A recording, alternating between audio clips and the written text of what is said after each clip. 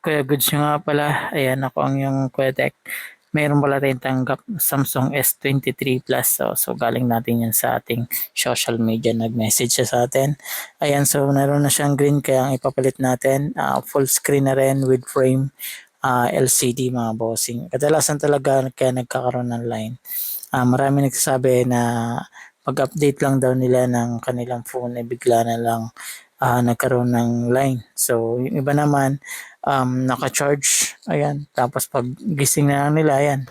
So, bigla na nagkakaroon ng line. So, ang cost po talaga ng pag karoon ng line yan mga bossing. Umiinit kasi yung board niyan. So pag uminit po kasi yung board mga bossing, ayan may napuputol na linya sa LCD sa sobrang init ng ating phone. Ayan so iwasan nyo po yan no, uminit.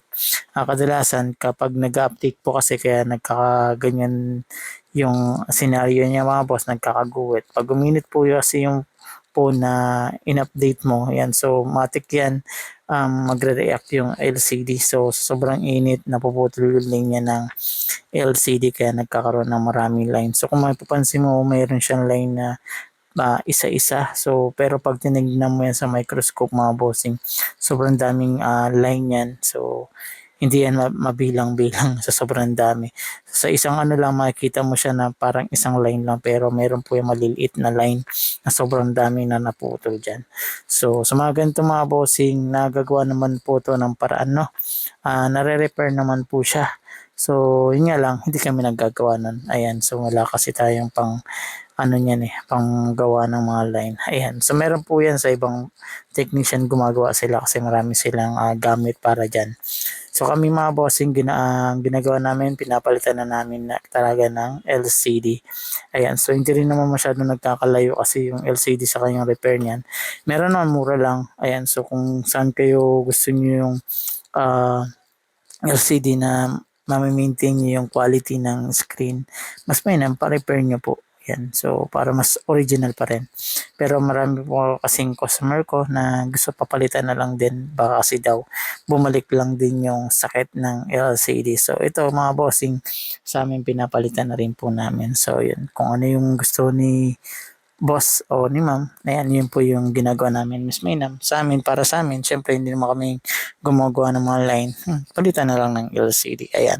So mga boss, sa mga gusto magpapalit ng LCD at ganito na rin mga issue mga bossing, pwede nyo i-message sa aking social media. Ayan, dito lang po yan sa aking blue up at sa pink up. Ayan. So, sa mga naghahanap, mga bossing ng legit na technician, ayan. So, nandito na po kami sa SM Bacoor, Poplar, Cyberzone Mobile World Store. Ayan. Sa mga naghahanap naman po ng LCD at medyo malayo-layo sa aming shop, mga bossing, pwede kayong bumisita sa dito sa aking yellow basket mga bossing. Ayan.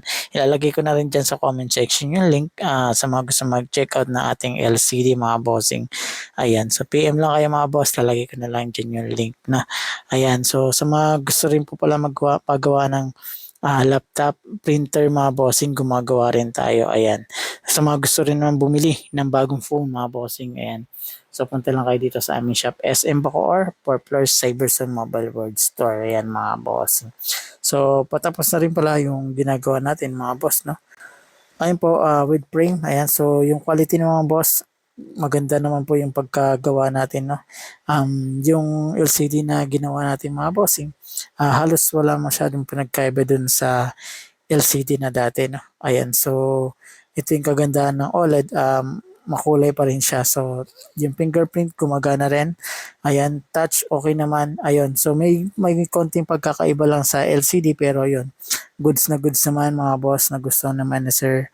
Ayan, so sa mga gusto mong paggawa, nandito lang po kami sa SM Bacoor, Poplar, Cyberzone Mobile World. So maraming salamat po pala sa mga nagla-like and comment at may message sa akin. Ayan, so maraming salamat. Malaking tulong na at malaking bagay na yan. Ayan, so hanggang dito na lang po pala mga bossing. Ako nga po pala ang yung Kuya Goods. Paalam.